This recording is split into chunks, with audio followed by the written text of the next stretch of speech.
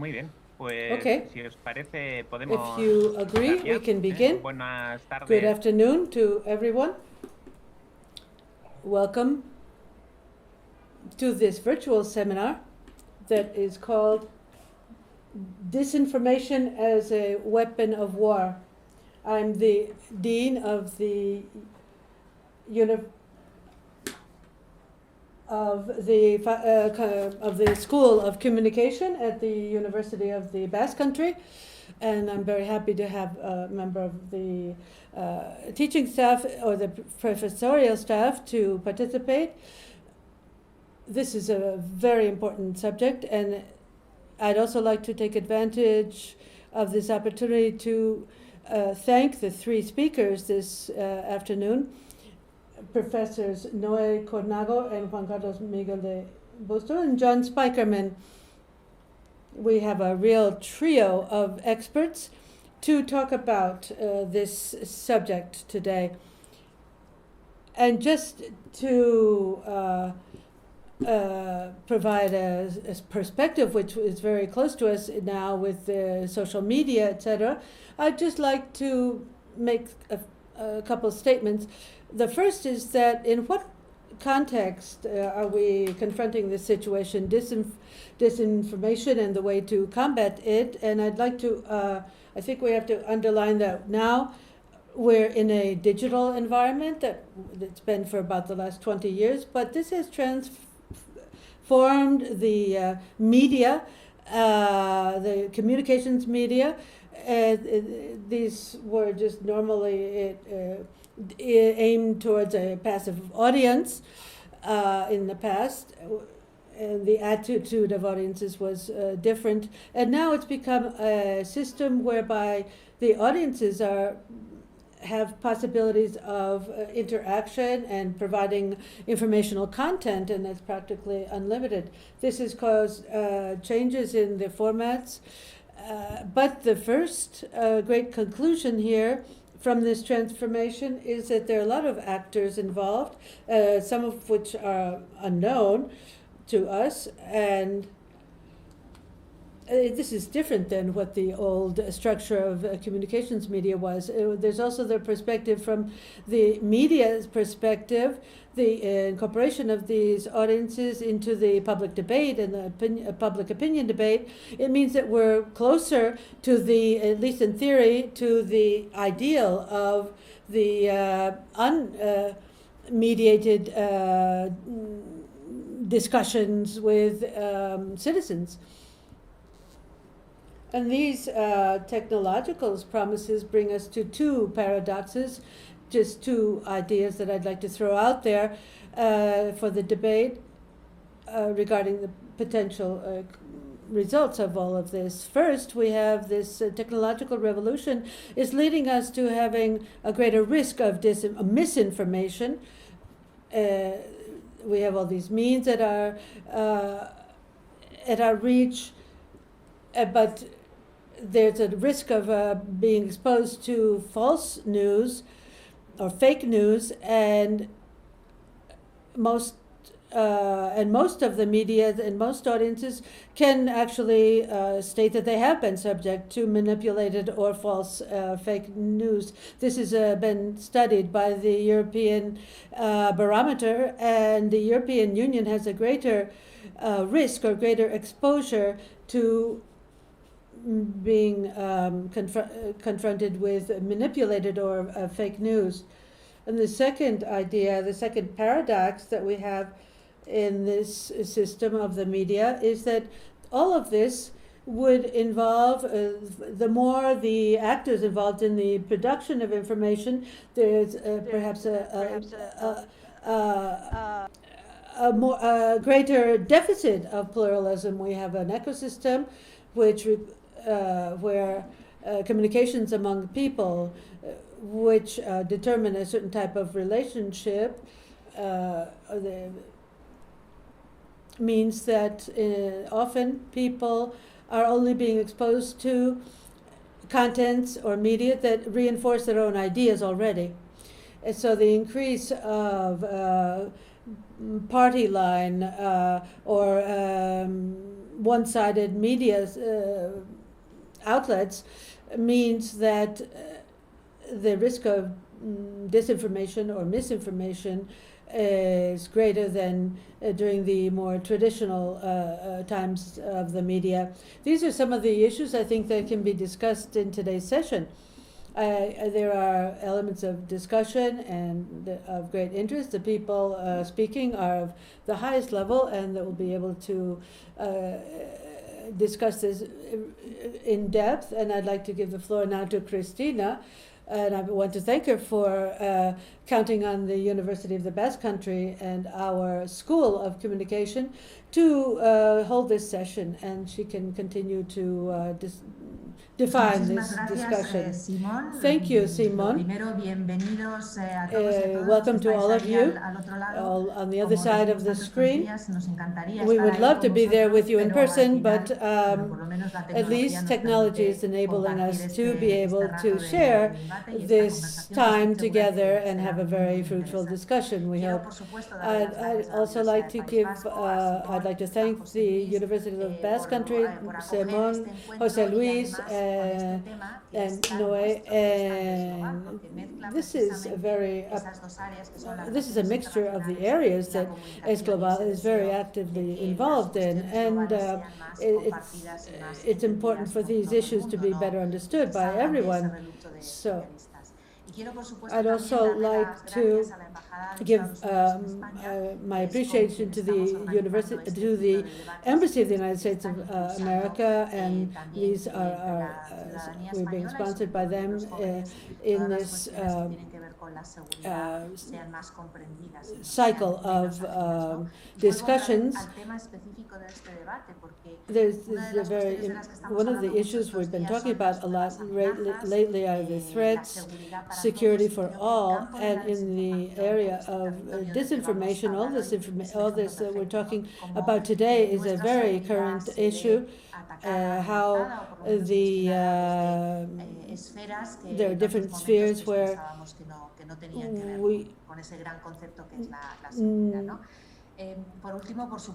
lastly, I'd like to thank the three speakers that we have this afternoon with us, who are going to be providing their knowledge, their impressions, and their ideas. I don't think we're going to be able to resolve very much, but I think it's important to leave a lot of the questions in the air and to continue to be working on this. We have with us John Spykerman, who's the chief of the Russian team, or is the Russian team director at the U.S. State Department's Global Engagement Center. We also have Juan Carlos Miguel de Bustos, who's a professor of audiovisual communication and expert in disinformation and fake news at the University of the Basque Country. And we have Noé Cornago, who's a professor of international relations also at the University of the Basque Country. Before going forward, I'd like to make three announcements. One is that we're speaking in Spanish right now, but there is simultaneous interpretation into English, and you can use either of these languages. Secondly, I'd like to remind you of the second part of this project. We have a competition. We'd like you to send us text or video proposals on what we're talking about, the content, so that we would be able to understand better what this whole issue of this information about. The prize is a trip to Brussels to meet with institutions having to do with security and defense. So please be creative and share with us your proposals for this competition. Our speakers will be speaking, will be asking some questions, and you are all very invited to participate and launch your questions. This is done for you, and you can do this through the chat mechanism, and at the end we'll be able to have a discussion and you can share these questions. Without any further ado, I'd like to give the floor to John Spykerman for him to tell us about his experience, especially with regard to Russia. Thank you. Muchas gracias a todo el mundo. Buenas tardes desde Washington, D.C. Yo trabajo para el Departamento de Estado de los Estados Unidos en el Centro de Participación Global, que es una parte del Departamento de Estado que tiene que ver con el reconocer, entender y exponer y contrarrestar la desinformación y los ataques informáticos contra Estados Unidos a nuestros aliados también en el extranjero, como es España y otros países europeos. Aquí yo trabajo en el equipo que trabaja sobre el análisis y las medidas en contra de las amenazas de desinformación que provienen de Rusia. Quiero dedicar mi tiempo hoy para decir algunas palabras sobre cómo utiliza Rusia la desinformación y la propaganda, especialmente en Internet, especialmente que es muy actual en estos momentos respecto al COVID-19 y las vacunas para atacar el COVID-19. Antes de la novel virus de COVID-19. Sí, estábamos ante una crisis grave respecto a Rusia, con la interferencia rusa en nuestras elecciones es solo un ejemplo.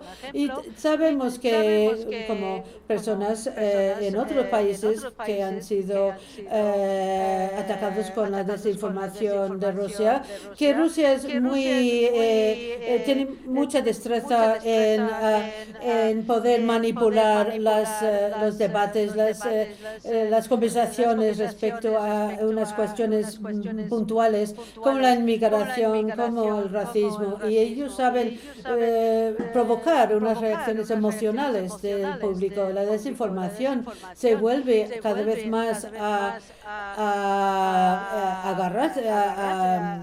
a implantarse en la sociedad conforme tengan más éxito, y esto amplía las divisiones entre la sociedad y socava las instituciones democráticas.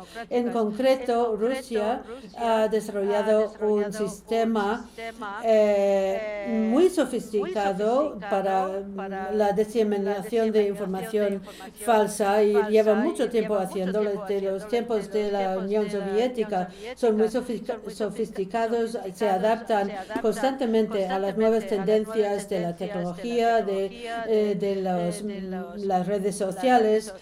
Y antes de esta conversación he podido compartir unos cuadros que indican cómo clasificamos las distintas partes de las herramientas que utilizan los rusos para la desinformación. Lo llamamos el ecosistema ruso de la desinformación y la propaganda. Ellos consideran que no quieren que se entiendan las relaciones entre las distintas partes del sistema. Quieren dejarlo aparecer que lo que están emitiendo es información que se emite independientemente de fuentes independientes, pero las relaciones entre estas partes demuestran cómo Rusia coordina un ecosistema para tener un efecto, lo que llamamos el efecto imperio, para que parezca sea más una especie de oleada de información local, pero es información organizada desde una distancia de miles de kilómetros en Rusia o en Moscú. También en los informes que hemos circulado, las distintas partes del ecosistema de desinformación ruso incluyen los medios de comunicación del Estado. Es muy prevaleciente en España y también en América Latina, y también otros medios sustitutos, digamos, que también van emitiendo las mismas malas desinformaciones y misinformaciones. Y tenemos los trolls y los bots que trabajan en conjunto para para inundar y evitar que las voces que hablan de la verdad no pueden llegar al público. El mes de agosto pasado yo hice un informe, lo he mandado para que se circule. Sé que es muy largo, pero este informe que llamamos los pilares del sistema de desinformación ruso habla de los sitios web sustitutos o suplantados. Para este informe ha considerado las formas en las que Rusia utiliza este sistema como lo ha utilizado para diseminar mentiras sobre COVID-19. En junio del año pasado, 2020, vimos que había un programa de un canal oficial de televisión que hablaba de que el COVID-19 podía ser un arma biológica norteamericana o que lo estaban fabricando empresas farmacéuticas norteamericanas. También había otro informe que decía que era Estados Unidos y no Rusia que estaba detrás del envenenamiento de el señor Navalny y su hija y no Rusia. Después, esto fue una semana después de la mala información y apareció en otros canales de información rusos y también empezaba a verse y a aparecer en los medios anexos y también fue amplificado a través de los bots de las redes sociales y en el Departamento de Estado lo seguimos rastreando y vimos que con el tiempo todos estos sitios web se habían convertido en como armas militares para diseminar estas noticias. Es una forma que es una demostración cómo pueden coger una especie de un informe falso individual para que se invade el terreno y se haga en una oleada grande.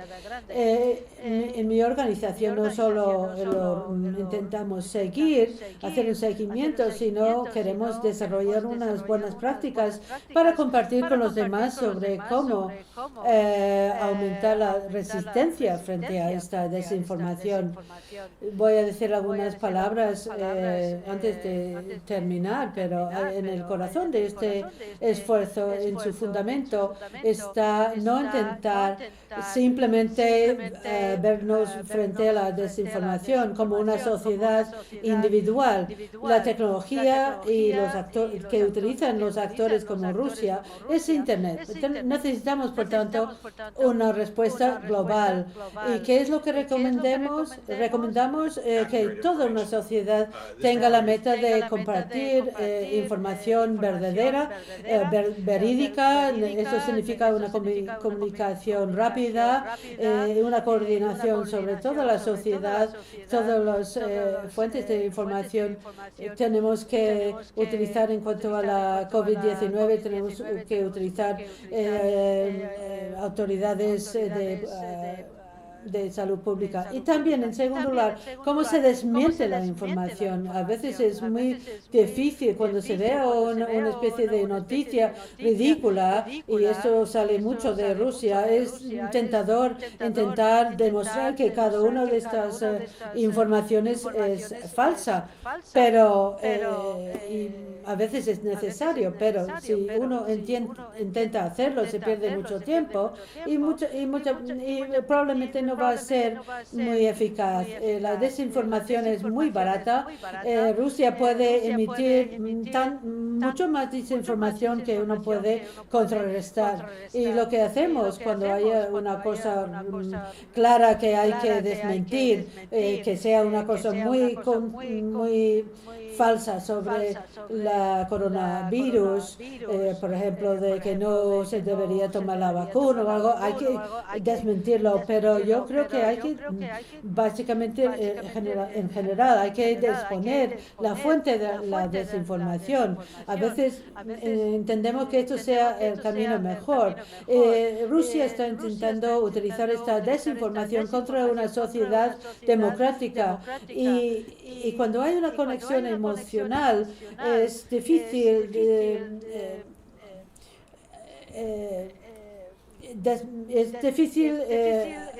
abandonar la creencia, pero esto es más posible si sabes que viene de una fuente como Rusia que está intentando engañarlos. Básicamente, este ambiente de desinformación se tiene que tomar medidas, coordinar y trabajar conjuntamente entre todos los que estamos involucrados en este ecosistema. Hay que mostrar cómo estas páginas web suplantados están simplemente regurgitando la información ofrecida por Rusia, que, como dicen, desinformación. Voy a dejarlo allí. Estoy interesado en conocer las opiniones sobre las buenas prácticas frente a la desinformación y luego las preguntas. Muchas gracias.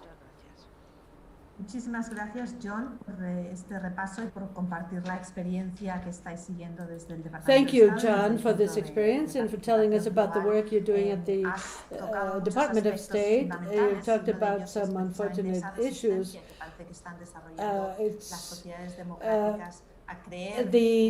One of which is the tendency to believe in Western societies, in democratic societies, things that are actually false, and they even have been proven to be false.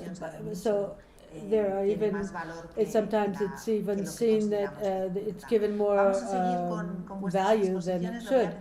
We are going to ask now Juan Carlos to share his views, his thoughts on this.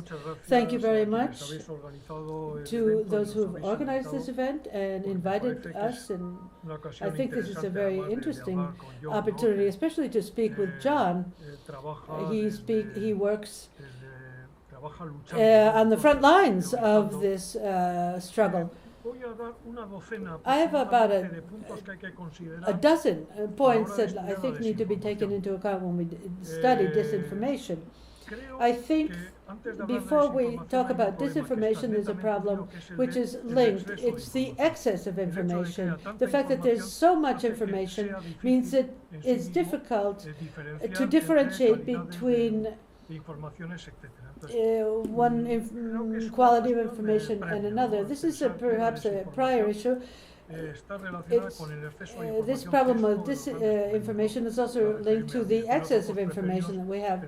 But really, it's one of the factors, I think, that as intermediaries, when you are acting as an intermediary, it gets complicated. There's not one solution to this. Before I go any further, I'm going to recommend 3 texts for a course. The Royal Elcano Institute, where a few of my colleagues work, Ángel Vadillo, Julia Alicia Olmo, they have some texts that are available. They also have some tables and graphs that can show show the situation of disinformation. There's 4 or 5. You can look through them. They're 15-page texts, and there's another text that you need to consider in regard to the fight against disinformation by the United States and Western Europe, and what governments are trying to do is trying to find allies, because you can't work individually. But the problem basically is that it's a problem that is affecting all democracies. And this is a text by the Transic Council. It's called Democratic Defense Against Disinformation 2.0. And there's another text that's very interesting that we'll look at later. It's interesting because it relates disinformation to gender and race. And it's called Facts on the Content and Research of Research on Gender and Race in Disinformation. It's the Center for Democracy, and it is a source of information on social media, etc. The points that need to be taken into account, some are more to be taken into context or more having to do with the situation. They all have to do with we're getting greater and greater amounts of disinformation. The first issue I would point out is, this is because it's of importance to democracy, it's important for everyone. We've seen that the danger of disinformation is that it can cause death, it can affect people. And the second point that we have to consider is that the context of the post-truth. I don't like this concept, but because since 1992, when we started to talk about, it can be defined as the predisposition of public opinion, us, to accept lies. And this is true that we tend to consider that political authorities what they say is always true, but it's not always true. And we've become accustomed to trying that it's very difficult to get rid of this disinformation that even comes from some of our own governors or our own political authorities. And the third question, and Simón spoke of this. There's more and more news. There's an excess of information. There's an infinity of offer, of supply. It's like with the television in our homes. You have a lot of television channels, 200, 300, but you only are moving around 2 or 3, really. So the problem is that we are only using a few sites or places. These issues are very heterogeneous. They go from the classic media to people, different people, think tanks, companies, governments, coalitions, etc. And this is all in relation to, this is an issue that is of concern to me, greater, more and more, that we're seeing texts produced by companies, consultancies, even governments, I would say, because they have this ability to do so. This becomes more important than research, independent research, and I'm talking about Facebook. We're seeing on Facebook, we're seeing how universities can use their data, because it's clear that the only way to create science on this is to mine the social media. They're not at fault here. They're not doing it because they want to, but the way they operate is that it facilitates this type of things. One example this is in one of the major reports. It's called We Are Social. I would recommend this report to you, We Are Social. It's a site or a consultancy that produces what they call the digital report, 250 pages, perfect pages, so that to be able to understand how many people are in Facebook, how many people are using it, and I've gotten data out of this. But it's not done by a university, it's done by a company that this is their business, so they're responsible for what they issue. And in relation to this, in the data, we're using mobile phones more and more, or cell phones more and more. We use it about 4 hours a day on the average. And this means that disinformation can be disseminated much more easily, and it facilitates the dissemination of disinformation. And if we add to this that we're more and more confiding on the more reliable classical media, the question gets more complicated, because if we see the figures just not too many years ago, 40% of people trusted the media, and now it's only 17%, depending on whether these figures are from the United States, depending on whether they're Republicans or Democrats. The Democrats trust the media much more than the Republicans, and this is a distrust that's being taking shape more and more, especially among younger and younger groups. And additionally, there's a coexistence in the social media. There's what we call multi-homing. They don't only use Facebook, but all of the social media. And this is the problem also. I think that somebody who's an expert in disinformation who wants to do a campaign has a lot of tools, because each one of these media will provide access not only to different audiences, but to the same audience over and over again.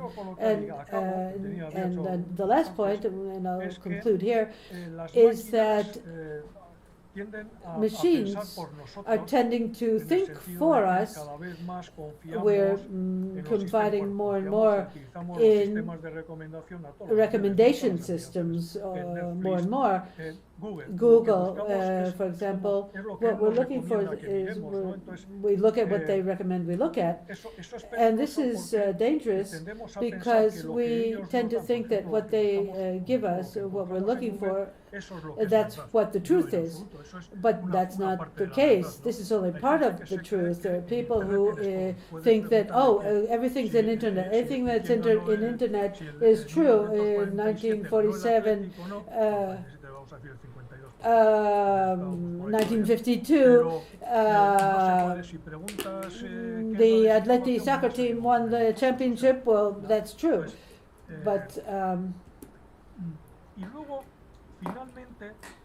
and lastly, I'm just going to remain with an issue that I think that the media we're using is briefer and briefer. What I'm talking about is the actual content, the phrases, so that having a context and a story behind anything.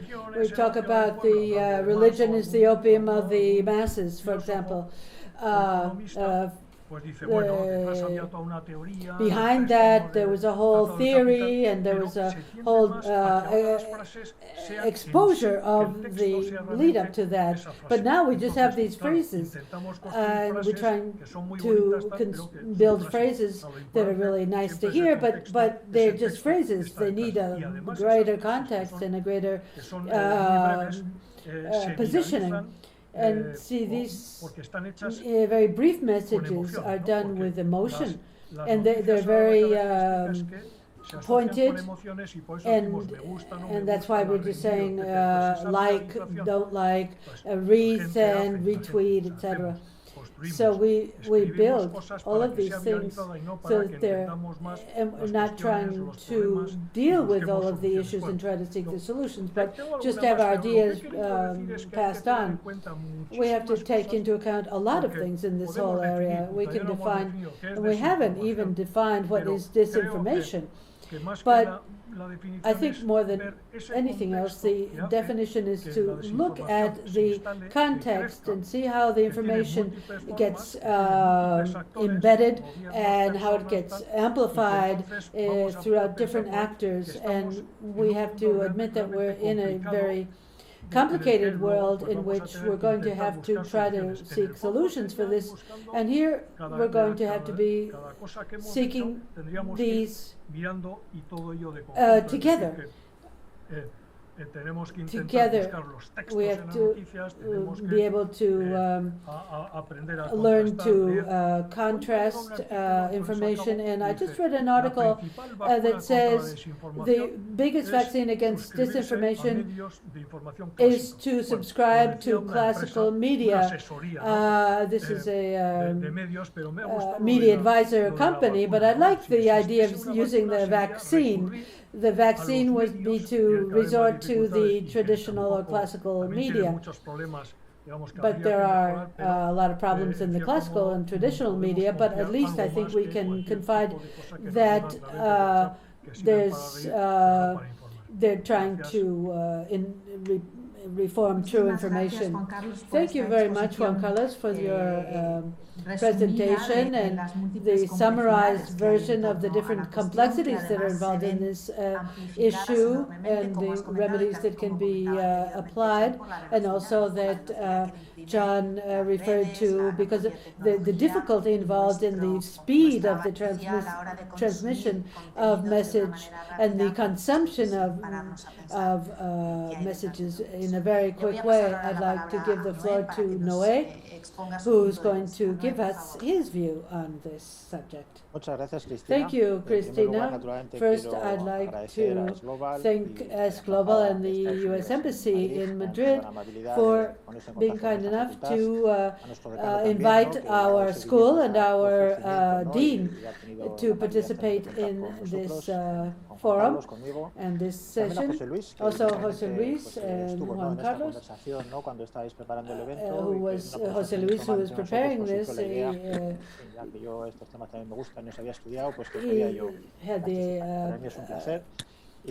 was his idea that I would participate. About that, I was just talking about giving my thanks and appreciation for this forum. Anyway, I listened to Juan Carlos and John with great interest, and I hope to be able to comment on some of the issues they raised. As I was saying, that in order to discuss this, I'm going to go backwards in time. I'm going to go backwards. What I'd like to underline is that on the one hand, we have everything dealing with the emergence of modernity, this configuration now that we have right at this time.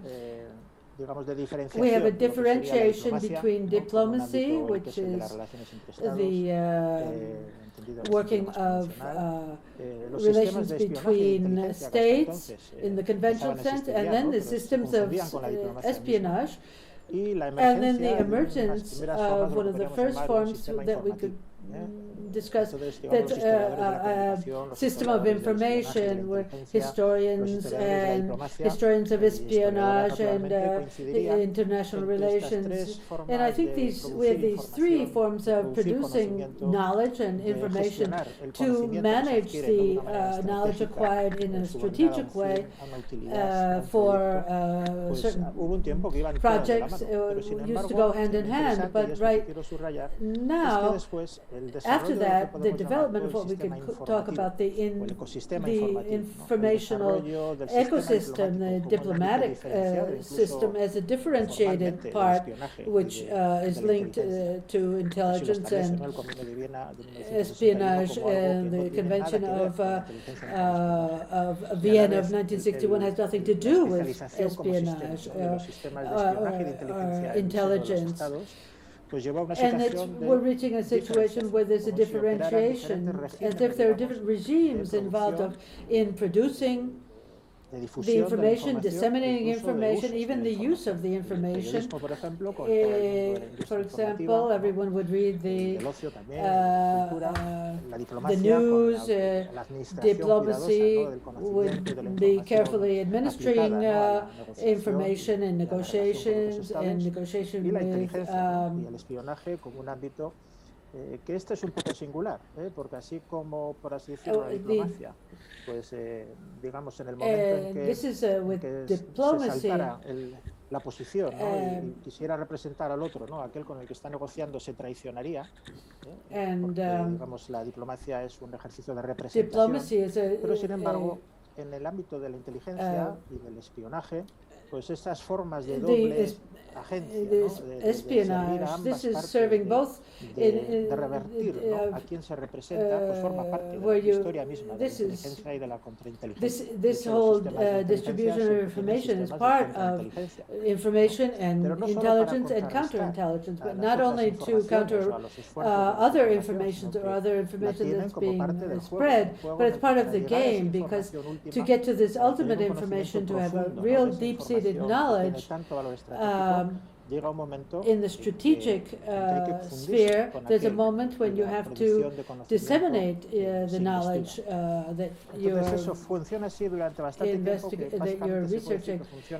For a long time, this was working during, I think, at the end of the 19th century, the beginning of the 20th century, and it's continued to the century on, and we have an international system that we can consider as a system of states. Everyone has their own informational system, there's a media system, and their diplomatic system, which is international, it's reciprocal relations, and an intelligence system with information that however deep this is, during the Cold War, there was kind of a simple interplay going on. There was always there was bipolarity, the policy of the great blocks of power, and there was, to a great extent, all of the information was in the hands of the states. The dissemination of information, control of territory, access to technology, etc. And where I think the problem of disinformation that arises, the one that we're talking about today, is to a great extent, to a certain extent, the transformation, how this situation, we've had a restructuration of the international economy that's been very major, restructuring of the productive economy. It's not just a matter of the state, but there's transnationalization involved. And also there's a delinking of this situation of corporations with state. Juan Carlos didn't refer to this, but talking about the integration processes of different groups, and this is part of the problem that we're talking about now. I think this is crucial. The destabilization of the classical ways of informing and diplomatic management of information and using the information space, I think it became destabilized through the extraordinary uprise. Voy a pedir a la gente que apague los micrófonos porque es que estoy oyendo ruidos y estoy segura de que se está molestando. I want to ask everyone to turn off their own microphones because we're hearing a lot of noise from different microphones, and then when you get a chance to speak, you just turn it back on. Bien, pues esa sería una primera idea. La idea that would be the para first acercarnos a idea. este This contexto how we actual can es que no se approach puede abordar this esto idea. como We se había can't abordado en el siglo approach XIX, this ni siquiera idea en el as we siglo did XX. in the Estamos 19th and the ante 20th centuries. un ecosistema But we're in informativo front of an de inteligencia informative diplomático, donde ecosystem todo se of combina, intelligence, en of el que lo que hay es un information, desplazamiento where everything is asombroso interrelated, de la and there's a relevancia y del great poder del sistema back del and Estado, forth de forma de of autoridad information pública, al poder from corporativo. public Eso hace utility muy to the esquivo state to the al corporate control world. político, propiamente And dicho, clásico, lo que es what we have el here is control de la a difusión, matter of ¿no? control of dissemination, quizás lo que which we pasa, used to have por eso from the Rusia state, sale and siempre en primer this is plano, where es que Russia que ha is always comes on the front page. Russia has been much more involved in much more tendency to control the information that comes out of its country.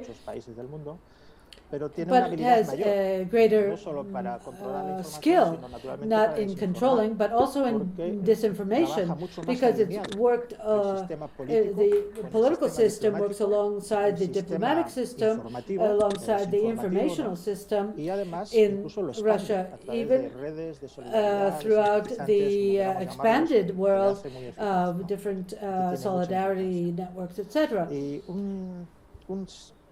One aspect that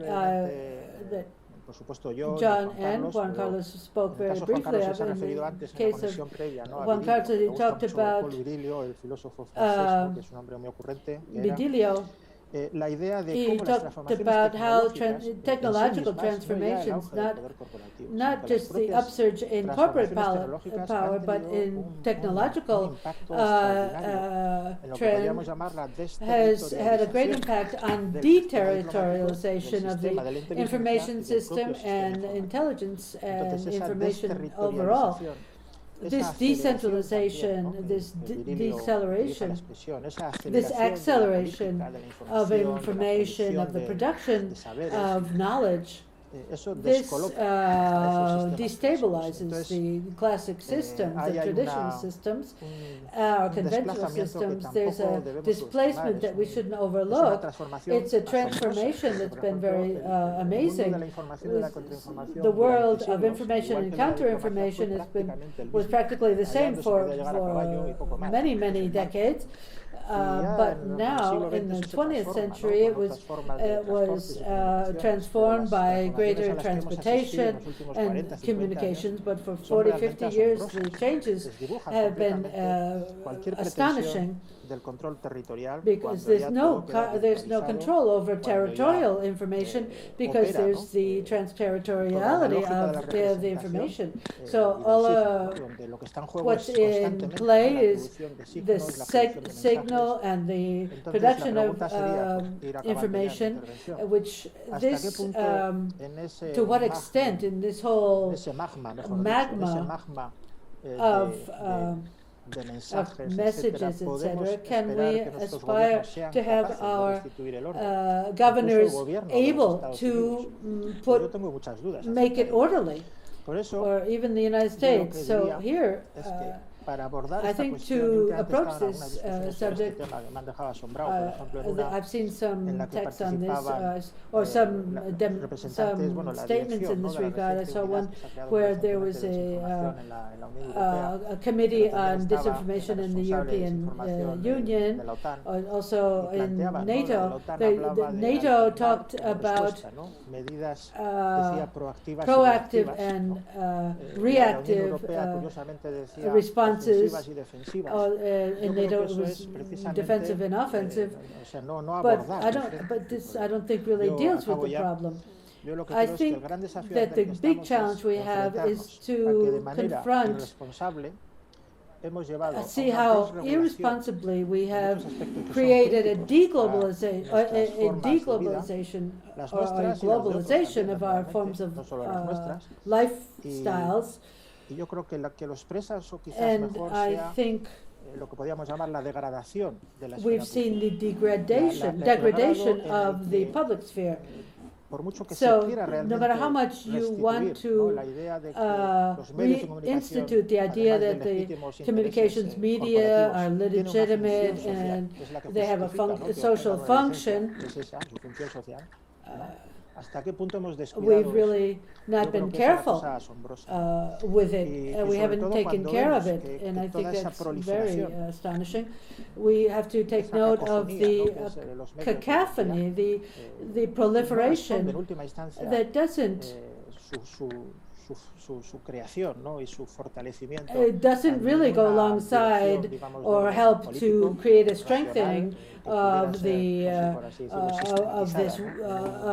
ecosystem so that it can be relied upon.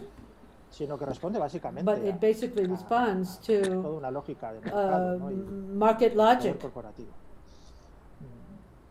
marketplace-like logic.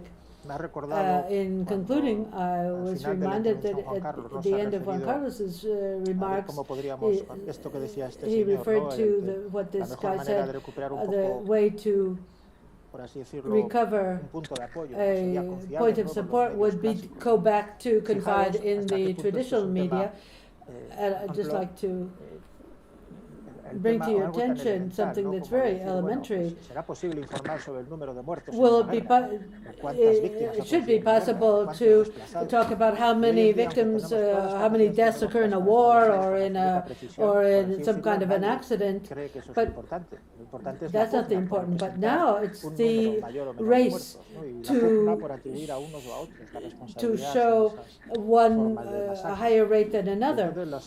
I think the centers for research of peace in Scandinavia, when they started saying instead of making estimates, we should do estimates from the averages from 15, 20 sources, so that we could be able to present the average of the averages or of the estimates that are presented.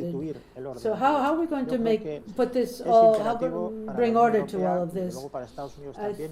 I think the European Union we're at perhaps a better situation than the United States. The degradation of our public sphere, the idea that it is formed through educated, informed public.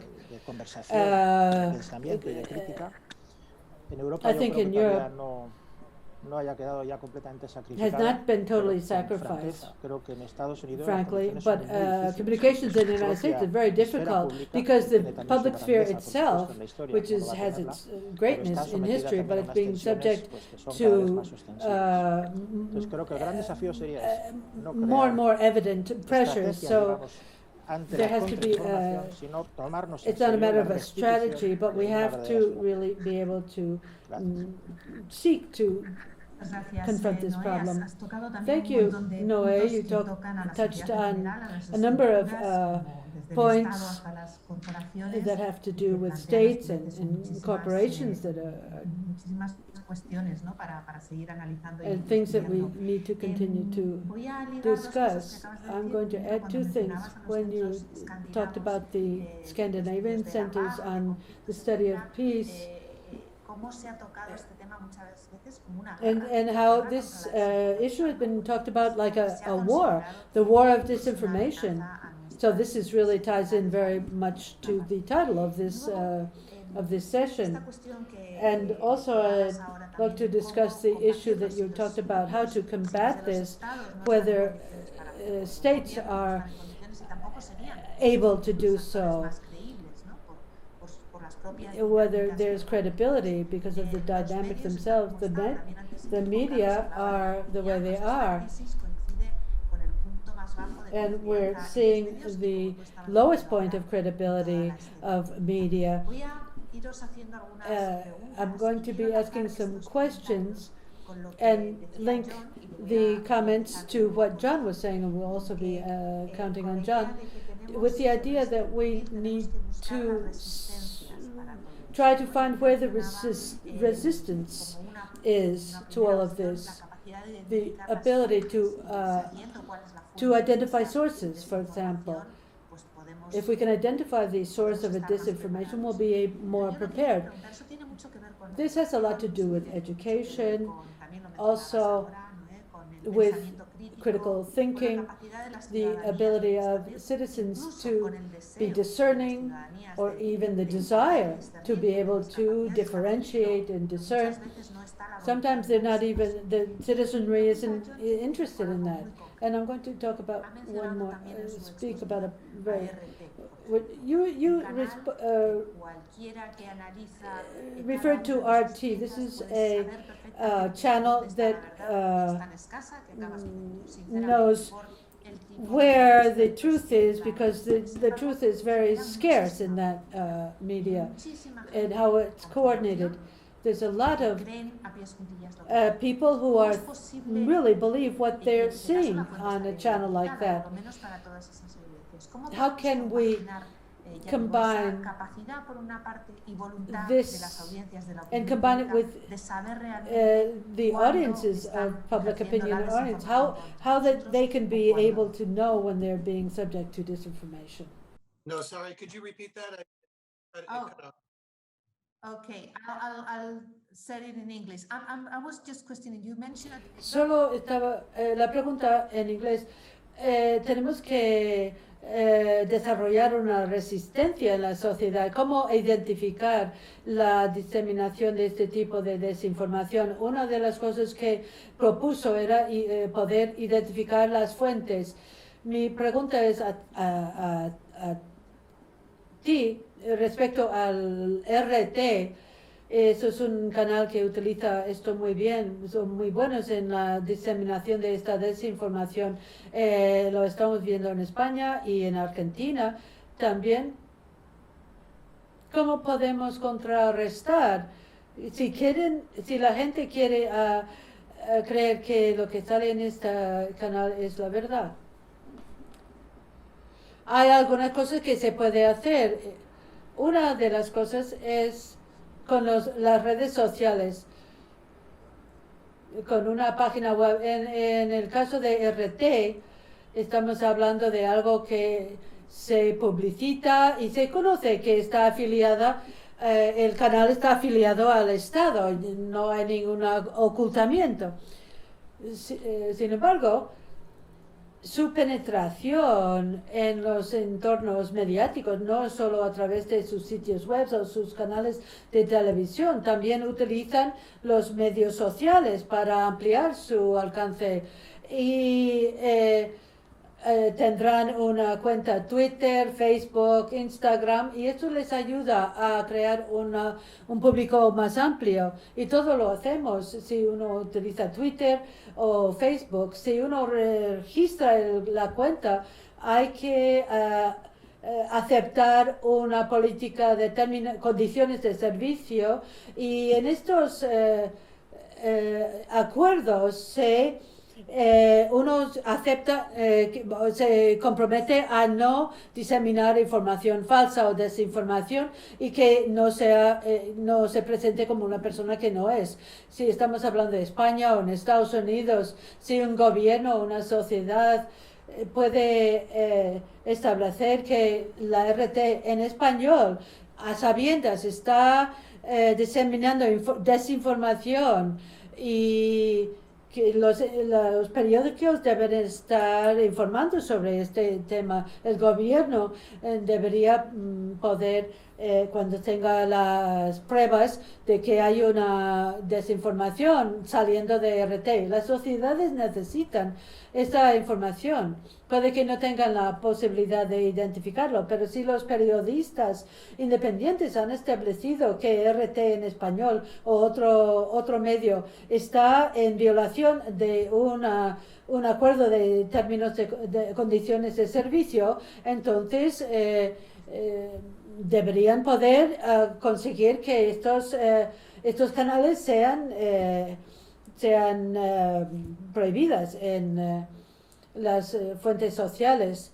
Hay que mirar más allá de RT, más allá de las televisiones estatales, a los sistemas proxy, de sistemas de suplantación. Tienen unos nombres muy atractivos, pero es muy fácil ver cómo están estas organizaciones. A lo mejor están registradas en Rusia o conectadas con otras entidades conocidas de Rusia, y cómo utilizan sus plataformas de medios sociales para ampliar su alcance, y se están presentando como algo que no es, y es una contravención muy clara del acuerdo de los términos de las condiciones de servicio, y esto sería una forma de poder alcanzar, reducir el alcance de estos medios. I'm going to ask Juan Carlos about the reach of media. He commented before there's a lot of reports, a lot of information coming from consultants, companies, think tanks.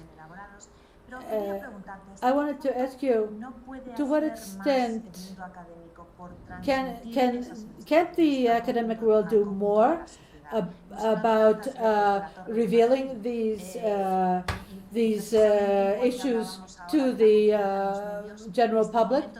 We talk about the ivory tower, and perhaps we're now thinking about a lack of confidence in experts. Perhaps I would ask you to talk about the role of researchers and experts in this area of disinformation.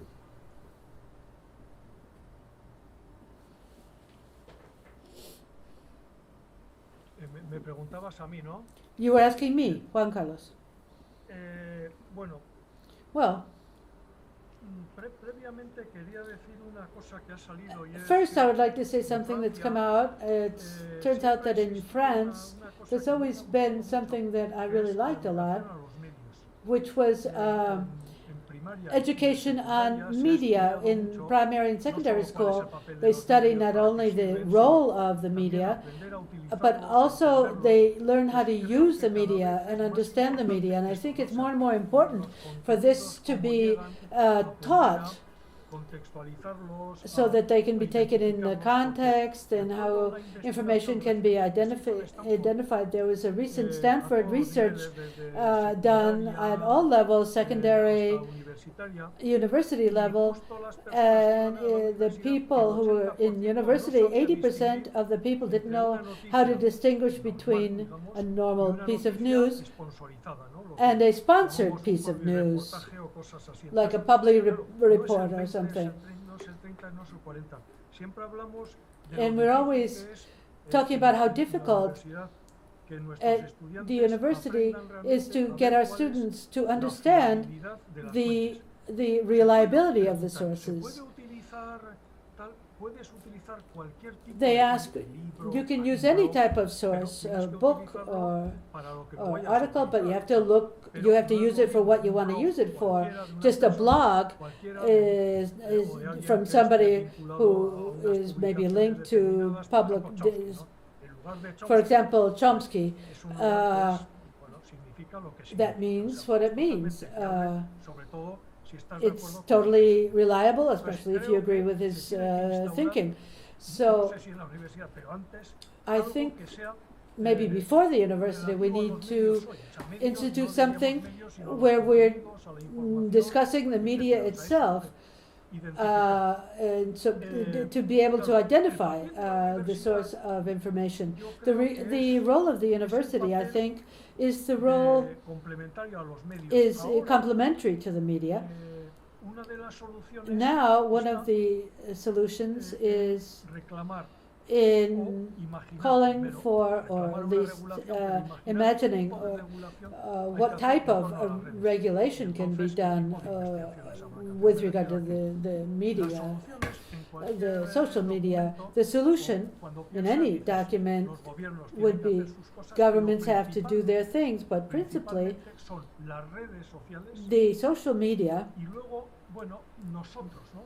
and then us as intermediaries of the civil society, as like fact checkers.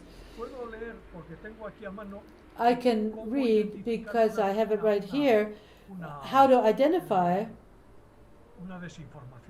disinformation.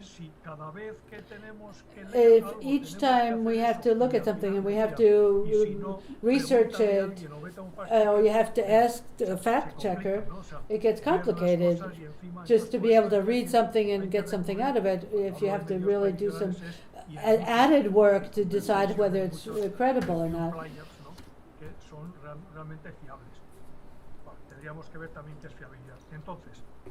We would have to deal with reliability also.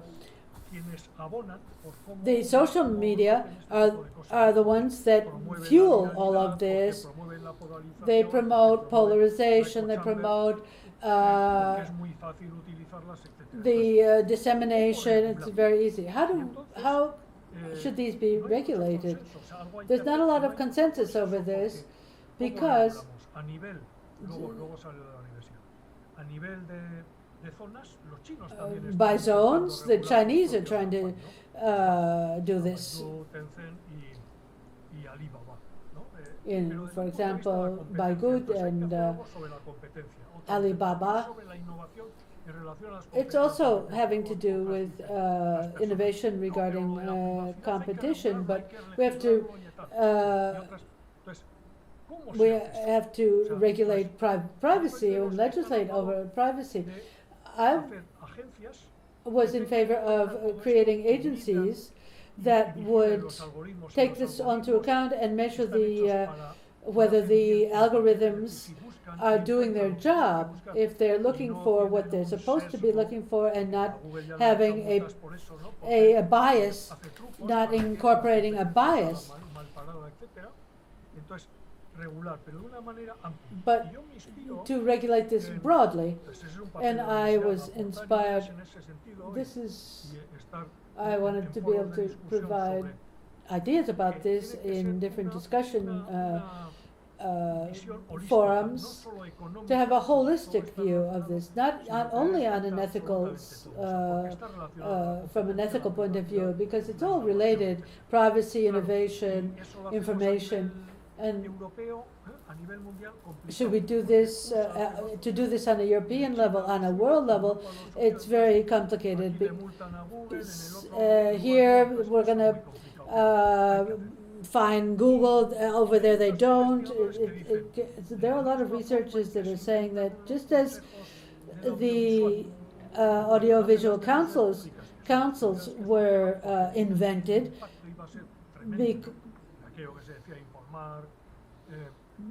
when the whole audiovisual world started burgeoning, because there was the information.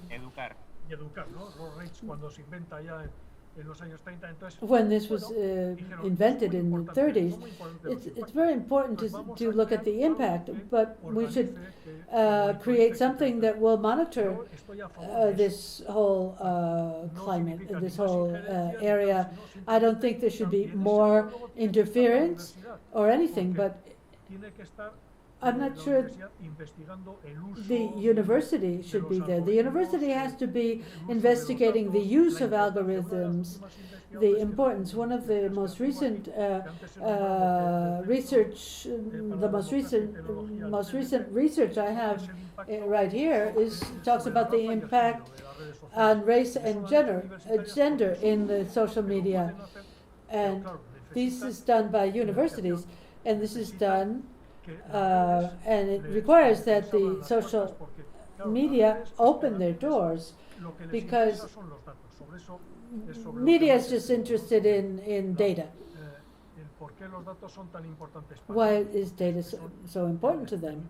Because it enables them to have a lot of information. So, and if they're not able to, the more data they get, we are more easily able to be watched, and by the media themselves, or by states even, because they can use this information that's available through these systems. So the role of the university is to imagine solutions. I've just been talking about the social media up until now, and then I'm talking about education on media, because we have to understand within this whole ecosystem of access to information, we have to distinguish what we can rely more on and what we can rely less on. But above all, what we really can't overlook, we shouldn't overlook, is trying to be educating ourselves individually. I think that's our ultimate responsibility. We have, I think, the media are the ones that have to do much more with this themselves. And one last point, Pero regulate. decimos, tienes que eliminar And we say you have to contenidos, eliminate tipo de odio, contents pero or están eliminando contenidos hate que no son de content, odio. for Por example. ejemplo, una de las We're cosas que eliminating eliminan content that's son las not parodias. having to No do saben with distinguir los hate. algoritmos. Muchas And what veces we're personas que seeing lo que that's están being diciendo eliminated es una parodia, eliminated es una recently are parodia. parodies. Eso repetidamente. Entonces, claro, el problema es muy And the complicado. problem is Yo very conozco la complicated. responsabilidad de las redes que han ido muy lejos, que son I understand the poderosísimas, responsibility son in los nuevos the estados social que media has empiezan gone a very funcionar far. y que These are the new los states estados para almost, vigilar and these tienen are que states recurrir a that ellos, have tienen to, mucho más poder hoy que los estados. they have a lot more power than Muchas veces states eso liga también con lo themselves que do. decía Noé del Yes, that poder has de to las do with what Noé corporaciones was en sí saying, the mismo, pero power a of Noé le quiero corporations. preguntar otra cosa I'd que like to tiene ask que ver Noé más con la something gobernanza global, ¿no? that has Juan more Carlos, to acabas do de with hablar de global agencias, también governance. mencionó al principio You la propia spoke iniciativa de la about the Unión Europea y initiatives otras of the para European por lo Union menos hacer to un seguimiento at least de todas do estas cuestiones, a monitoring of all pero these la issues. desinformación But está asumida como disinformation una cuestión global y is sin embargo involved in parece que this estamos as a muy lejos global de issue. conseguir ningún tipo de But I no think sé si regulación we es la haven't reached palabra, any no kind of quiero decir eso, regulation. pero We're por lo very menos far de from that. I don't know if that's the right acuerdo de word, ponerse a discutir regulation, sobre or ello any global. agreement even to ¿Cómo discuss lo ves? any type of regulation. How do you see this, Noé? Pues, Cristina, yo a nivel global lo veo Christina, bastante on a improbable global level, I que see pueda it surgir fairly un consenso improbable that there básico could be a basic acerca de qué es la underlying desinformación agreement y on cuál what sería, digamos, disinformation la manera is de abordarla. and what would be the En el way caso de la Unión to Europea sí se ha producido, ya se ha aprobado approach un it. código, In the European código de Union, conducta, they've already en principio, approved pues, es a expresivo, code ¿no? of Declarativo, conduct. digamos, Code of de conduct. cómo los países de la Unión Europea, It pues, tells han how aceptado, the ¿no? European Union digamos, countries dibujar lo que es la política they've de desinformación. accepted it and how they need Entiendo que to era un documento muy deal difícil, with ¿verdad? Por information. ejemplo, lo tengo It was aquí very delante y difficult, and dice here I que, have it in no, front que of la me. It says, for desinformación no example, incluye disinformation la does publicidad not engañosa, include los errores, el informar, ¿no? Con includes errores, los errores en la información, el uso de la sátira o deceitful de la parodia, advertising, o que use haya, of por ejemplo, parody, posiciones claramente satire, partisanas, ¿no? or Tanto en la partisan información como en los views, comentarios, ¿no? both Quiere decir que los propios information estados tienen and como sus comments. So, prevenciones acerca de tener una percepción expansiva de lo que sería the la desinformación. different Entonces, states aquí have their lo own que ha ocurrido, traditions yo creo with que regard to Juan this Carlos se whole ha referido a ello, ¿no? idea. Juan Pues hay dos Carlos salidas, referred to ¿no? this. Una There es are different ways restituir out. la idea esa One de que would be to podemos verificar si es cierto o restitute the falso, idea no deja de that ser there's something perfectamente válido en muchos ámbitos, true pero or no en todos, false, porque hay muchos and ámbitos some de disputa things can. sobre los que no es It, tan fácil establecer si es it's cierto o not falso. in many Pues areas. claro, It's para los not que es difficult. fácil es It's muy not fácil very identificar easy lo que to algo es falso, determine what is aunque true and después what is false. habrá que ver qué There's a lot of instituciones, ¿no? gray para areas entender there. eso, ¿no? Pero hay infinidad de ámbitos But there are a lot of controvertidos en cualquier ámbito, en la controversial salud, la areas in tecnología, la any, in política, las health, relaciones, la in economía, en que no es tan technology, fácil establecer. economy, Pero aún así relations. parecería que es lo It's primero, not ¿no? easy Y to se ha puesto de determine, moda toda esta separate industria, ¿no? fact De from fiction. los fact checkers, ¿no? And so Consultorías, that would empresas, give rise to a que whole con new diferentes motivaciones industry de of fact financiamientos y checkers, capacitación, hay que companies decirlo, pues se lanzan, se presentan como si fueran los nuevos mediadores que as if establecen, they ¿no? were Ese the new placer de mediators, hacer el chequeo, ¿no? De lo que se nos the dice fact cierto. checker Yo en mediators. el ámbito de mi especialidad puedo decir que estas agencias In de university, fact checkers, universality, yo conozco, rara vez the ones aciertan, that I ¿no? know, El that tipo de they're chequeo que very, hacen, un poco lo hacen they're más o very menos. Hay muchos ámbitos que rarely realmente right. no son como se There's a presentan. lot of areas Y that are después not la being otra presented as they are salida, being que por supuesto es también muy importante, pues sería esa a la que se ha referido Juan Carlos touted. también, ¿no? Es decir, y There's antes another thing tú where también, Cristina, en tu you intervención, te has also, referido a cómo todo Christina, este fenómeno de la referred to this, desinformación no how this siempre whole pone en issue juego of un disinformation enunciado not que es cierto o only es falso, no se amounts trata de to discutir eso, sino que a pone false moviliza or true emociones, premise, reacciones, but it calls formas de on reactions and configuración, emotions, transformación de la opinión pública, ¿no? the Que es un proceso formation of social public que ahora está opinion, mediado por la because tecnología, it's not pero que now está being en el mediated centro, ¿no? by Esas technology. lógicas de cómo se This crean esas technological formas mediation is sociales, right in the ¿no? middle Que configuran of la the percepción de las cosas. social Entonces, media eso ahí and las social agencias estas no tienen public un papel. opinion Es decir, ahí yo formation. creo que ahí lo que hay que I volver es a think ese what we otro have to do elemento there al is que se ha to referido Juan go Carlos, back to that en element, as Juan Francia, Carlos como no said, Francia, ¿no? Porque like claro, no es in perfecta, ¿no? Pero France sin is Francia not no perfect, seríamos, but ¿no? Para if muchas cosas, ¿no? Pues ellos ya vieron que era importante if they ejercer saw that it was educación important en to medios, have education about the media y eso ha quedado un poco in their desdibujado. schools, and so that's Entonces yo kind creo of que esa something tarea a that needs nivel to be looked global, at. yo creo I que think on a francamente es global muy difícil, ¿no? Corresponde también a un momento level, this is very difficult because we're at a crisis in multilateralism right now, bigger than one we've ever had for the last 75 years. So I see it as very difficult. Perfecto, pues le quiero dar la palabra ahora Now I'd a like Sara to give Iturriaga, que es, the estudiante floor de to comunicación, Sara que tiene una pregunta. Iturriaga. She Sara, has por a favor. question. Buenas tardes. A ver, yo quería preguntar un poco I'd las like to preguntas, pero ask porque voy viendo igual all of the tema, speakers, I'd like to ask tema, perhaps sobre la particularly relación Noe entre with regard to the los relationship grupos democráticos con la between americanización de la política, la the media and the Americanization of media, the public agenda and the media agenda are delegating debates which might be more important to the society and leaving them aside in favor of others that agitate public opinion and that could be used and aside because populism is very discernible within this more attractive information.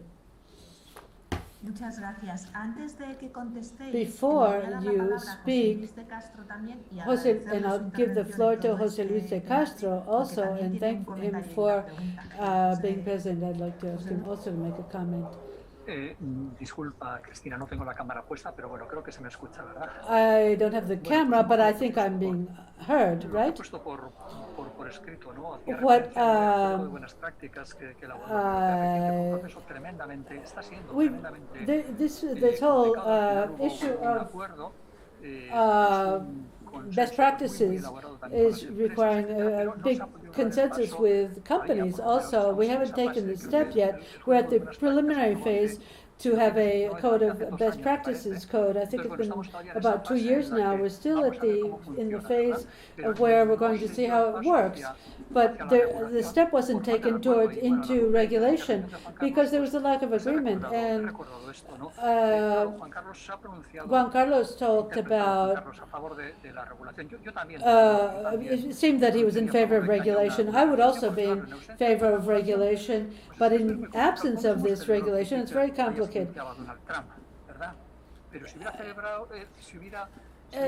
We've seen how Twitter has silenced Donald Trump, but if they had silenced Malafakis, maybe we wouldn't be so much in favor. And why some discourses need to be silenced and others not.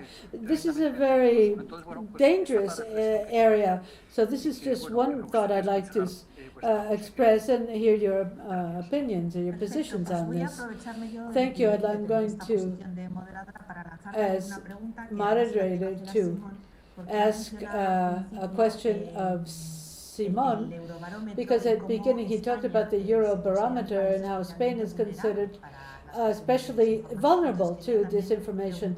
And I'd like to ask you all, Simón and also everyone else, why why is it considered so vulnerable, and how do you think the society is prepared to deal with this?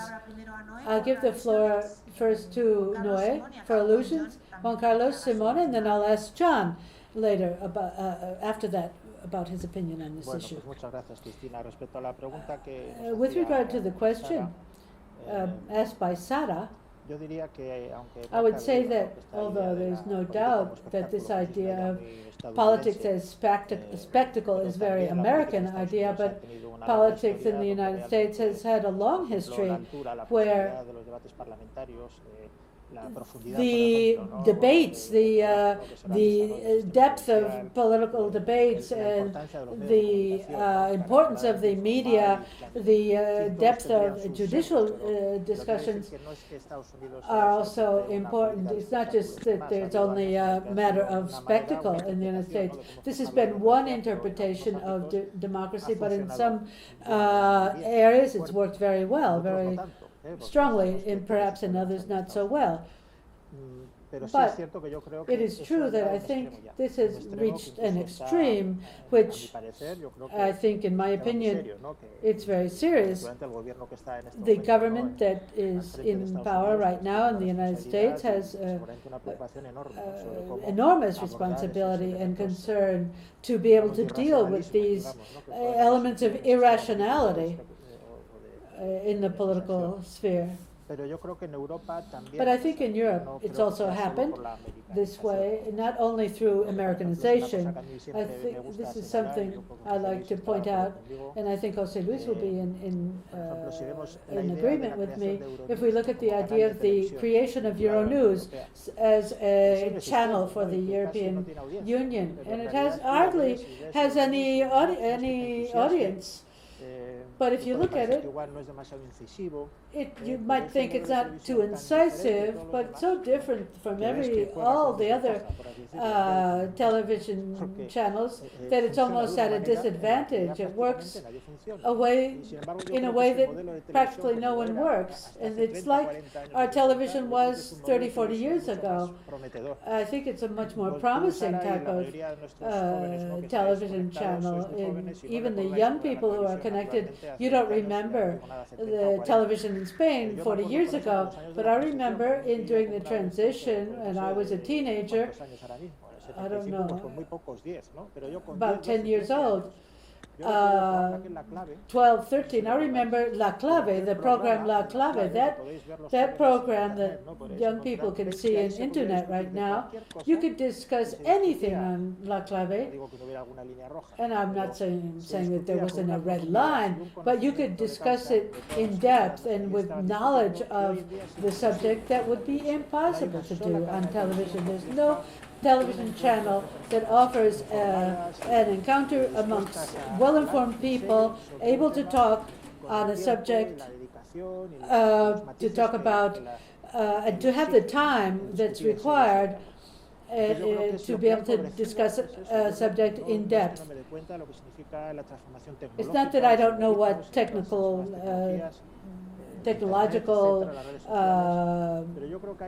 tendencies mean and the social media. I am in favor of regulation, but we're not going to be able to deal with that. I think we're going to have to face this bigger challenge, which is where we find the interest coming into play.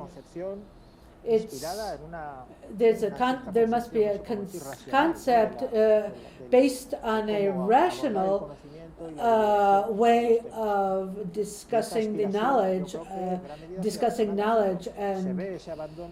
and we can see that this has been abandoned in the different educational plans in Spain after the different educational reforms, where they disparage this whole issue. So I think this is really the important work, a very challenging work that needs to be done. I think we're looking at a change of era. Juan Carlos, please. Yeah, the questions are the two questions are very interesting. We could devote a whole nother session to them. The Americanization, I see it more as an economic model, as a renewed economic model. It's really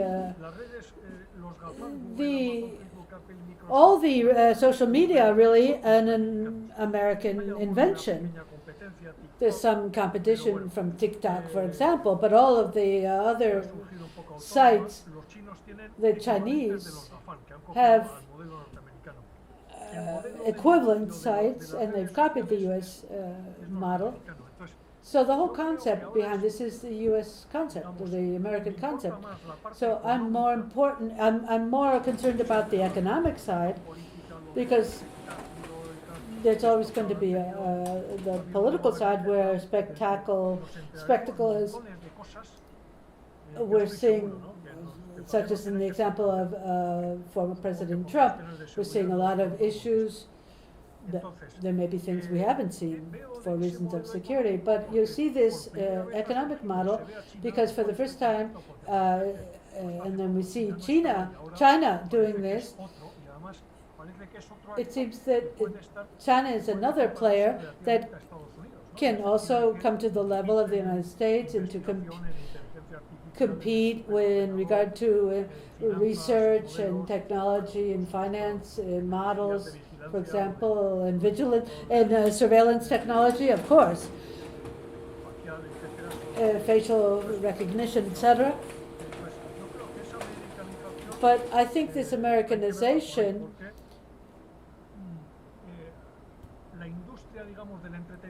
we have to look at it because the industry is still American.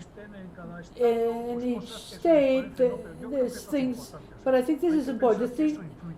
This is influential.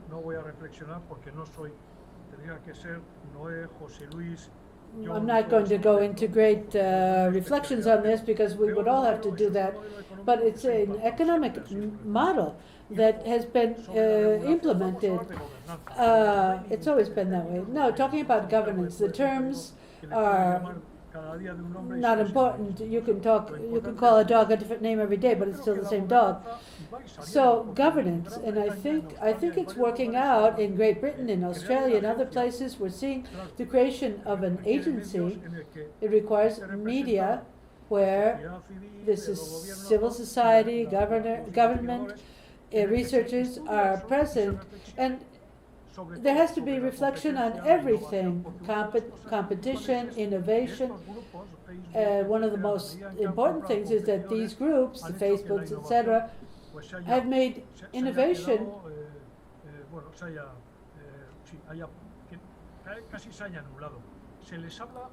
have been overcome. They're talking about living off the spoils. They're so powerful that they don't even have to innovate anymore because they can live off the returns. Innovation, competition, and all of the great problems which, and Bedilio has something that he talks about. The university is in a disastrous situation. What he's saying there is that in universities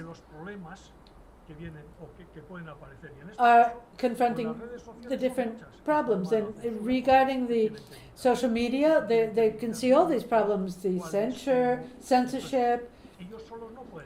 They can't do it themselves. They can't deal with it themselves. There has to be people out there in the civil society or attached to governments that can monitor the algorithms and be somewhat vigilant, and so that we're all aware of what's being done economically, socially, in private. And we've seen governments start to do this, such as Great Britain. They call it UNIT. Or unit, something. The solution is not an easy one, but it just takes, you have to start your trip with one step forward. This has to be done through agencies, institutions that will be monitoring companies that are starting to be very, very powerful. These are the people who own all the data. These are like the feudal lords. Thank you, Juan Carlos. I'm going to give the floor to John so that he can comment on these questions. Sure, thanks. So that's very interesting to hear a conversation on Americanization of. Thank you, John. Es muy interesante escuchar esa conversación sobre la americanización de los medios. Yo creo que hay dos o tres ópticas, según quien esté propagando los medios, o es los medios o los consumidores de los medios. Yo, como norteamericano, creo que si nos centramos demasiado en la cuestión mediática, los que crean los medios de comunicación, yo creo que se va a hacer falta una solución multinacional. Creo que cuando se habla de regulación o la implicación de los gobiernos, se va a ver que muchos distintos países están muy distantes los unos de los otros. Y puede ser alcanzable, pero va a tardar años para poder desarrollar un sistema que puede ser eficaz por las fronteras internacionales. Mirando al otro lado, los consumidores de los medios, la alfabetización mediática, Y yo creo que es muy importante centrarnos en esto. ¿Cómo enseñamos a la población a consumir los medios de una forma responsable, sin ponerse vulnerable ante la desinformación? Yo creo que quizás es más importante aquí, en lugar de crear una estructura demasiado pesada. Yo creo que en Estados Unidos tenemos mucho que aprender respecto a los medios, las redes sociales, que incluso para incorporarlo en los planes de estudios, incluso a nivel primario.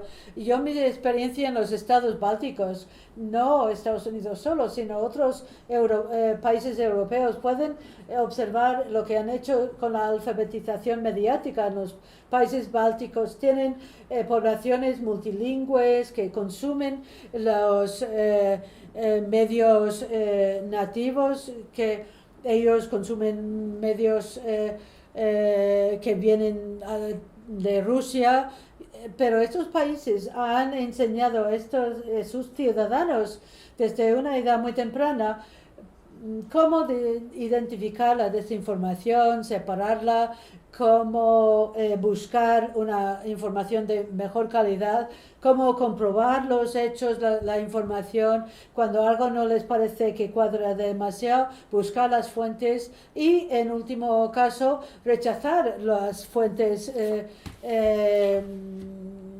desconfiados. A veces es difícil porque se está produciendo unos medios muy de alta calidad. Yo puedo afirmar que Moscú en los últimos 10-20 años ha logrado un nivel mucho más alto de calidad en su producción de sus informaciones mediáticas, no solo las noticias, sino su entretenimiento también. Si miramos la televisión rusa hace 20 años, la calidad no era muy buena, pero ahora ha mejorado. Están contando historias más interesantes, las películas tienen más calidad y están recibiendo más visiones, más aceptación. Para las poblaciones que pueden ser expuestos, tienen que saber cuándo es la hora de cambiar de canal para buscar un buen canal para las noticias. Y también esto tiene que ver con los idiomas. En un estado báltico puede ser dar la información en ruso, o en otro estado en una lengua local, donde no hay un entorno de otras fuentes de información, y se dan más opciones a los consumidores. Ahora la palabra a Simón para que conteste a la pregunta. Thank you. I'm going to give the floor to Simon. We're going over time. Since the conversation is so important, is so interesting, we're going to go a little bit further, and we'll hear from Simon now. Thank you. I recognize that I'm being really tied to this discussion. I find everything that's being discussed very interesting, but mostly I agree with everything that's been said. I'd like to add from a perspective more of as a journalist, which is what I am, than another type of profile. Alongside what's been said here, the development of the communications media has gone on, has become virtually uncontrollable by the sovereign states. This is the kings and the monarchs in the 17th century were able to control the distribution of mail or public notices. And then when there were only 2 or 3 channels and you only had one newspaper coming to the house, it was much easier to control. But now it's even more difficult because there's been a transfer of power. as has been remarked, it's been gone from the governments to the corporations that are now controlling the messages that are being issued by the communications media, the social media. So they can overcome this lost ground by agreements so that to make things easier for the actual companies involved in the platforms. And in this intermediary stage, perhaps not the best solution, but perhaps the only solution would be media literacy. This transfers the responsibility to the individual, which has a lot of serious problems involved in it. But on the other hand, at this time, it's the only effective weapon to fight disinformation. And I think there's an omission there in our curriculums at all levels of education, as Juan Carlos said, and awaiting at the international level, or that there are overarching agreements reached, which are more easier in China and Russia, because they have much more control over their media space. I think it would be much better than the actual mediation or regulation. I'm going to give the floor to Irache to ask her question. First, I'd like to thank you for holding this session and for the speakers that have been very interesting. I'd just like to explore some other aspects of this issue. Juan Carlos mentioned a document, a research document on the impact of disinformation in regard to race and gender. I didn't quite get the title of that document, but I think from that perspective it's interesting, and I think there has been a development throughout this whole burgeoning field. There have been information that have been historically, a lot of the sources we're using, for example, liberal, misogynist liberal authors, for example. And talking about this, I think this impact of race and gender has been important. And identifying the sources is important from a broad standpoint. So in this way, all the information can be consumed if we keep this into account. We know we can identify these sources, we know where the information is coming from, and that's our job from the academic side. And for example, the subject of gender violence, I think it's very clear. The classical media, the call to go back to the classical media. In those media, there's no way to find out where the problem starts, where the lack of security is for women. I think there are media that could have a very important role to play in giving information over and above just the number of deaths, female deaths. But I think this is the work of the journalists, and there are some exceptions. Some media with a feminist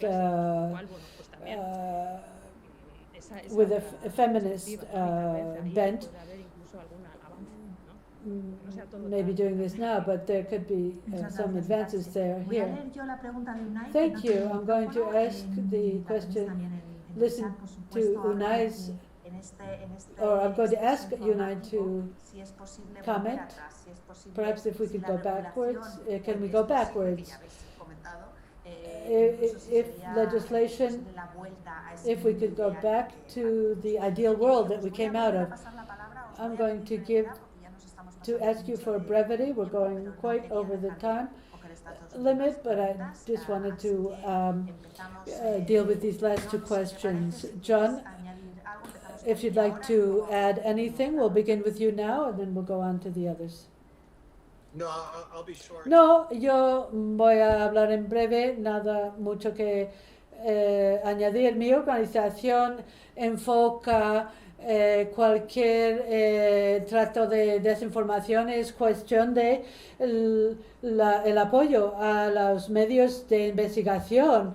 Hay que dar apoyo a todos los medios que puedan considerar, examinar estas cuestiones y cuestiones sociales, incluir y ofrecer una información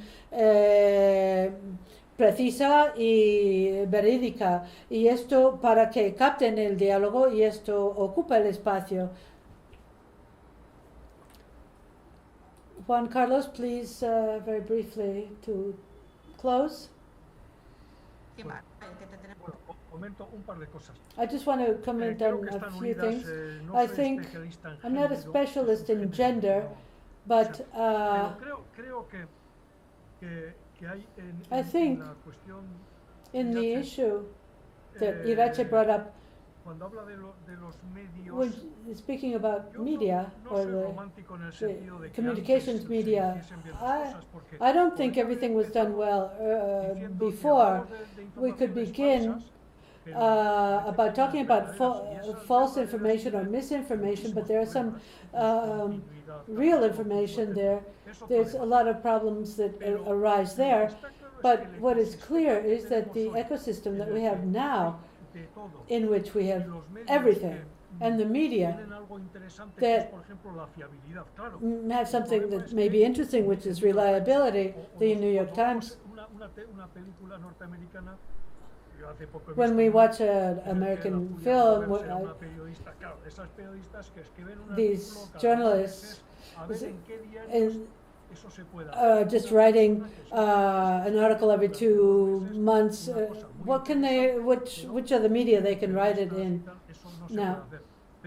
But now, what I'm saying is, it's not going backwards, but we have to recover because it's dying. And there's a lot of problems because they don't have as much media, they don't have the means or the correspondence anymore that they used to have. And I see that I use the traditional sources, the New York Times, the Washington Post, more and more, Wall Street Journal. Example, I'm subscribed to the Financial Times, for example, and I use other key players and blogs. I have more information. I have too much information now. But what I'm saying is we have to rethink it. We have to recuperate an interesting part of this. On gender, we've seen polarization, censorship, and that's present. Just the day before yesterday, I was reading in The Guardian, which is very open, that they've fired a journalist because he made a joke or something about Jews, something about giving the money to Israel or the U.S. because he made a tweet on Twitter, and he was fired. So this is the traditional press. This ecosystem, this agency that I said, whatever it's called, it doesn't have to be very big, whatever this agency that could be created is. Because called like a group, a thinking group.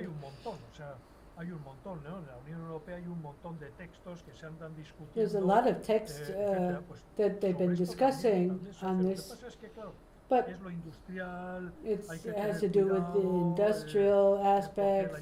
You have to be careful because innovation.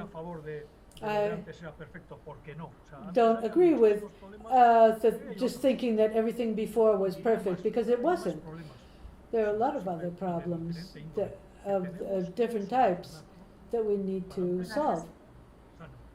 Muchas gracias, Juan Thank you. Carlos. Noé, por favor. Noé? Muchas gracias, Cristina. Bueno, pues Thank muy you, brevemente, Cristina. pues quería decir, ¿no? I just wanted to, in relation to the remarks by Irache and Unai, yo sí creo que verdaderamente I si nos do concentramos, digamos, en la cantidad de información a la que hoy en día tenemos acceso, ¿no? Y la facilidad con la que ellos that we have to look at the amount of information we have and the ease of access to the information that we have nowadays. Pues realmente las posibilidades son inmensas. The facility is immense. I'm really amazed by the facility of access that we have. We have access to information that not everybody has in their homes, because even though they have Google, we have information at the university. We heard that they're talking about the prices for subscriptions to the different media outlets. Springer, we're talking millions of euros for a subscription for Springer, and you can't get that just anywhere. So we at the university are able to have this access and privileged access. We can't overlook the fact that there's enormous information, but it's never. But there's never been as much production of knowledge either. So the increase of information, access to knowledge, but also there's an increase in distortions and falsehoods is also a growing area. Russian disinformation is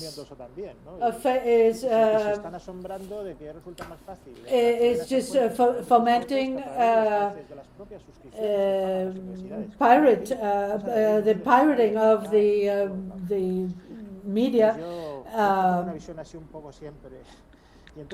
Even so, with regard to the nostalgia over the past, I don't think it's necessarily better or perfect, but there was a time when things were getting better, and people have not gone has not progressed as much as it has in certain aspects as it has over the last in recent times.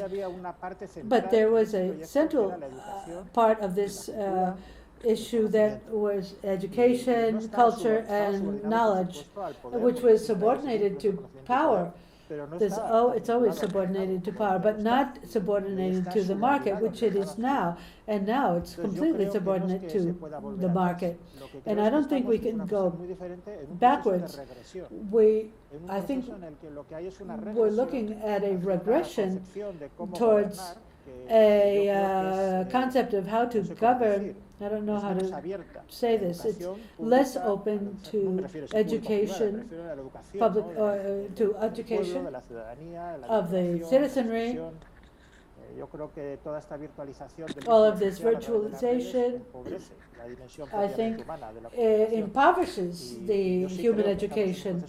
I think we're in a process of reversion through technology and the dehumanization, and I feel this very firmly. Thank you. We're going to have to leave it here. We could, as you said before, we could continue at much greater length. This was a very interesting discussion today. I'd like to thank you all of you who were participating, who have been participating, the University of the Basque Country and the Embassy of the United States. Muchísimo a Virginia por el fantástico trabajo de traducción que ha hecho, saltando entre todas nuestras cuestiones. Y para que cierre el debate le voy a volver a pasar la palabra a Simón, al cual le vuelvo a agradecer su tarea de anfitrión. Simón, por favor. Bueno, pues muchísimas gracias a ti, Cristina, por todo, a esglobal, a la Embajada Americana también por participar, a Noé y a Juan Carlos también, compañeros de la facultad, por estar aquí.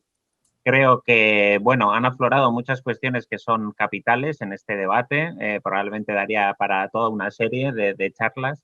Y en la parte que me toca me quedaría yo con el aspecto más positivo, y es la conciencia que tenemos de la desinformación como problema, y la capacidad que tenemos como sociedad para hacer frente a este tipo de problemas con las herramientas que tenemos. Y en una sociedad que se transforma vertiginosamente, no debemos desaprovechar la maravillosa oportunidad de que afloren múltiples nuevos actores y múltiples nuevos puntos de vista y perspectivas, y sin dejar, por otro lado, de preocuparnos sobre cómo controlarlo y cómo encaminarlo hacia algo que no suponga un problema de otra naturaleza.